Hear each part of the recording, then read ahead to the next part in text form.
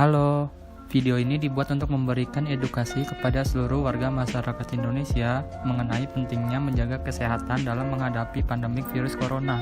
Karena sampai saat ini jumlah kasus virus corona di Indonesia masih mengalami peningkatan yang tajam. Mari kita simak selengkapnya penjelasan mengenai virus corona dalam video ini. Apa sih coronavirus itu?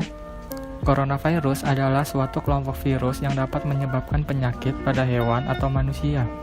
Beberapa jenis coronavirus diketahui menyebabkan infeksi saluran nafas pada manusia mulai dari batuk pilek hingga yang lebih serius seperti virus MERS dan virus SARS. Coronavirus jenis baru yang ditemukan menyebabkan penyakit COVID-19.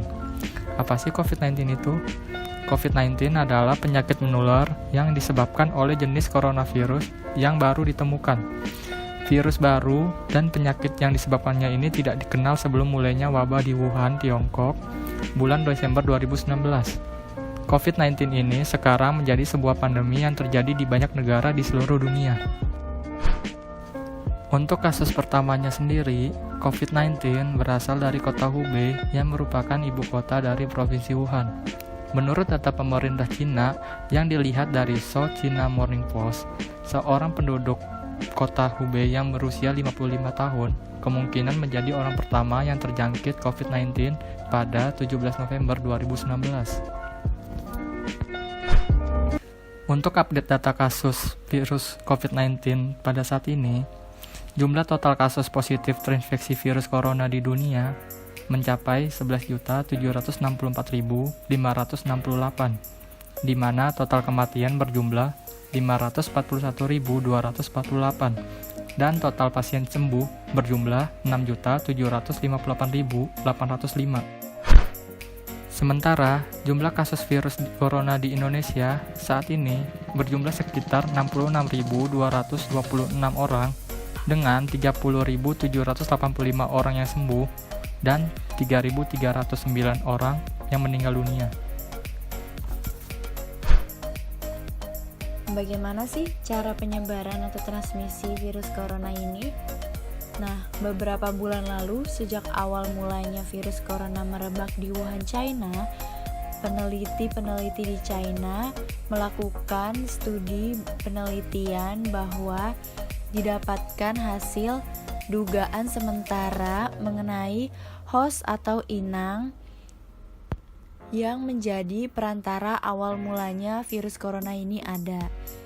Nah, host atau inang perantaranya ini adalah kelelawar yang memang dijual bebas di suatu pasar hewan liar di daerah Wuhan di China. Akan tetapi, hingga saat ini masih dibutuhkan penelitian lebih lanjut untuk membuktikan bahwa apakah benar kelelawar merupakan host atau inang perantara yang membawa COVID-19 ini. Beberapa ahli menyebutkan bahwa proses transmisi dari hewan ke manusia adalah karena masyarakat di Cina tidak melakukan proses pematangan hewan tersebut saat dimasak dengan baik, sehingga meningkatkan resiko penularan virus ke dalam tubuh manusia. Sedangkan proses transmisi atau cara penularan dari manusia ke manusia adalah dengan melakukan kontak fisik dan melalui droplet atau percikan yang keluar dari mulut atau hidung penderita yang sudah terinfeksi virus corona. Maka dari itu WHO menganjurkan untuk tidak berpergian jika kondisi tubuh sedang drop atau sakit, memakai masker saat keluar rumah, makan makanan yang bergizi, serta cuci tangan dengan 6 langkah dan menggunakan sabun atau antiseptik. Batas penggunaan antiseptik atau hand sanitizer dalam satu hari adalah 5 kali. Maka dari itu, jika sudah lebih dari 5 kali menggunakan hand sanitizer, dianjurkan untuk segera membilasnya dengan air mengalir dan sabun. Tujuannya adalah mencegah agar tangan tidak mudah kering dan iritasi.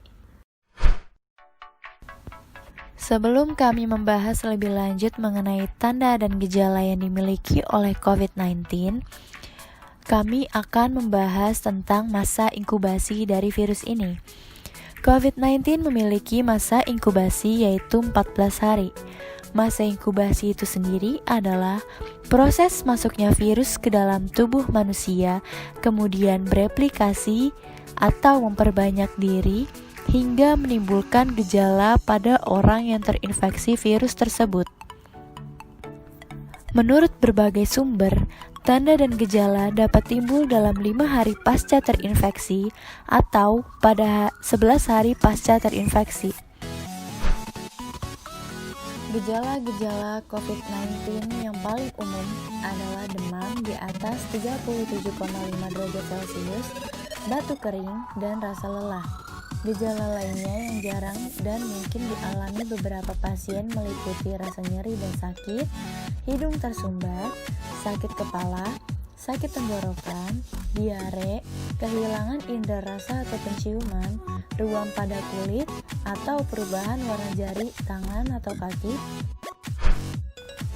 Sebagian besar atau sekitar 80% orang yang terinfeksi berhasil pulih tanpa perlu perawatan khusus.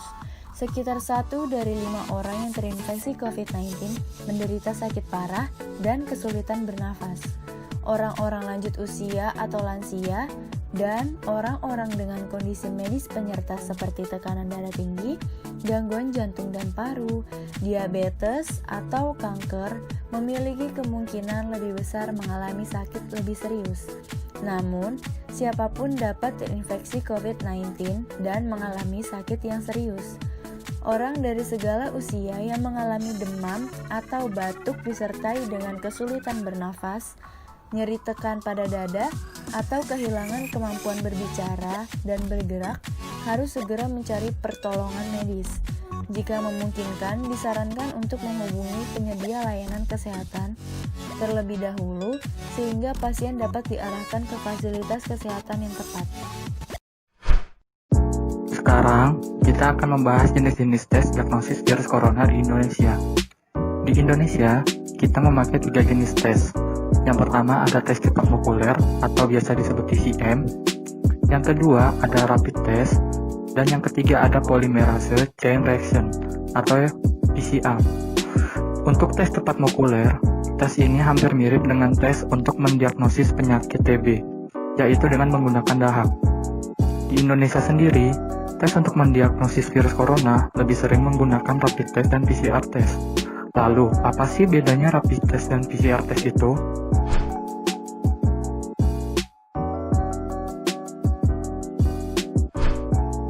Untuk sampel yang digunakan, rapid test menggunakan darah, sedangkan PCR menggunakan lapisan tenggorokan.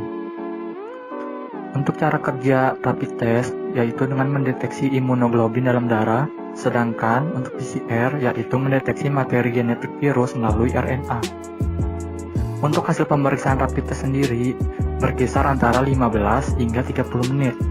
Sedangkan untuk PCR, hasil pemeriksaannya berkisar 2-3 hari. Untuk rapid test, akurasinya sebesar 80%, sedangkan PCR test sebesar 95%. Untuk tempat rapid test sendiri biasanya ada di fasilitas kesehatan seperti rumah sakit, sedangkan PCR tempatnya yaitu berada di laboratorium. Untuk biayanya sendiri, rapid test jauh lebih murah, yaitu berkisar 150 hingga 200 ribu. Sedangkan PCR test yaitu 1 hingga 2,5 juta rupiah. Nah, mungkin itu saja video yang dapat kami sampaikan. Jangan lupa di-share ya, agar semakin banyak orang yang tahu tentang informasi ini. Semoga informasi dalam video ini dapat bermanfaat bagi kita semua dalam menghadapi pandemi COVID-19 ini. Stay safe, stay healthy, and stay at home.